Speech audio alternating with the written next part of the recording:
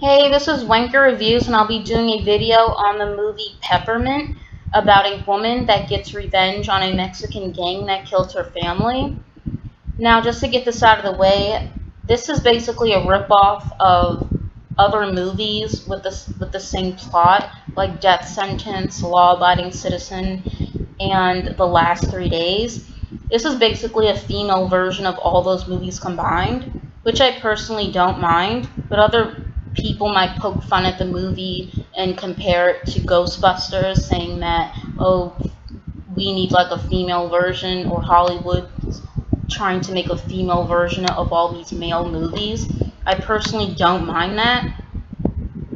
Now, I did kind of like that it didn't follow the typical Hollywood formalic revenge plot, meaning there really isn't any build-up, which is a good or a bad thing.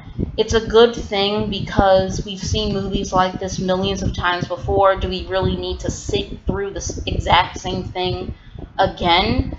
But at the same time, it could do the movie a disservice, mainly because the movie felt very rushed. Like, it really does get to the point. Like, there's zero build-up. Like, even in the opening scene, we see her, getting payback from one of the guys. Not to spoil anything, but it really does get to the point. And at times, it does feel rushed. Like, the main thing that you really have to keep in mind when watching this is that you have to suspend your disbelief, because it's so rushed that there wasn't any time that we see her training. Like, we never see her training in combat. We never see her, really fighting. There's this 1-2 second clip where it shows that she is like fighting another woman in MMA, but that's about it.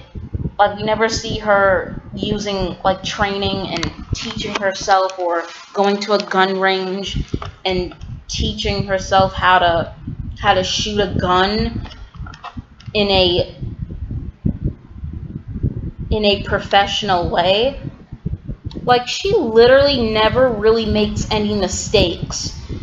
And she, like, shoots a gun better than a pro. Like, she shoots better than a sniper even.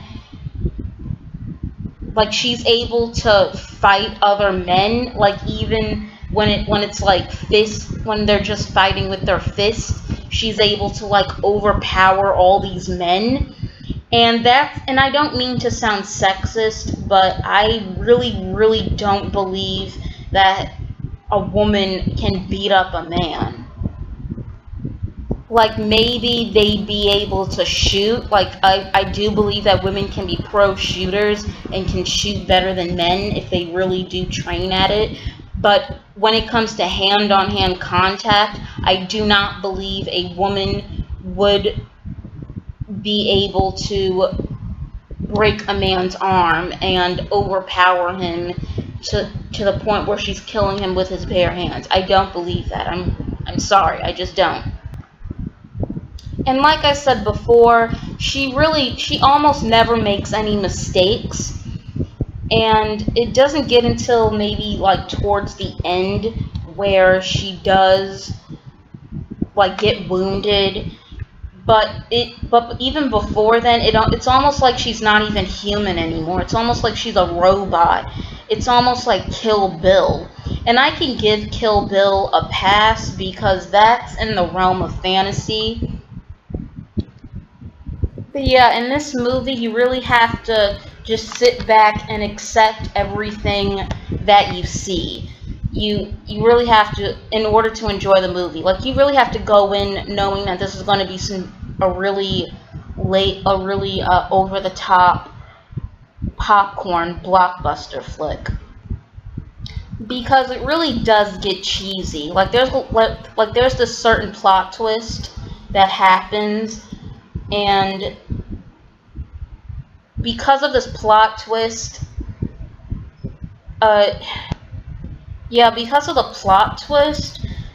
there's this one scene where she gets a hold of a cell phone, and she's like she's making a selfie video, and I guess she contacts the news, and she's like exposing the ins and outs of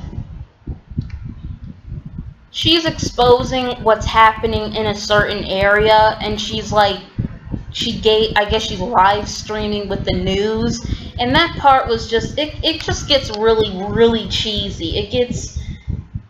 It takes me out of the movie a little bit, because I do like realism, but this really just, I mean, I just like rolled my eyes at that point. And I also have to say that the police force in this city is the worst police force I ever seen, because how was this woman able to hop, skip, and jump all over the city, causing mass explosions and killing all these people, and they're still not able to track her down? I mean, as the movie went along, it just got more and more ridiculous. It was cartoonish in a way. I thought the first 20 to 30 minutes were really good, and I did like the fact that, I'm not going to spoil anything, I'm not sure if the trailer really spoils all of this, but there's like a courtroom scene, and then she like realizes, she's like in court and she's being questioned by the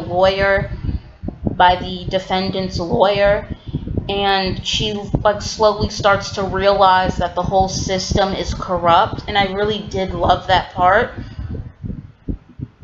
But then again, as the movie goes along, it turns from a thriller to like a comedy, almost like a comedy action movie, instead of like a really good thriller action.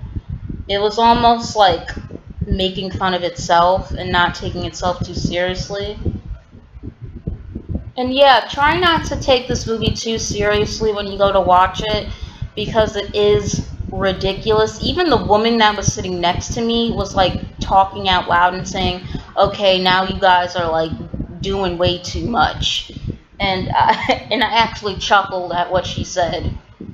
But overall, I do give this a 6 out of 10. It is entertaining. It's a fun movie to watch with your friends. I don't think that this is worth going to the movies for. I think this is something that you can, rent at home on a Friday or Saturday night with your friends and have a good time with this. So yeah, 6 out of 10. Thanks for watching.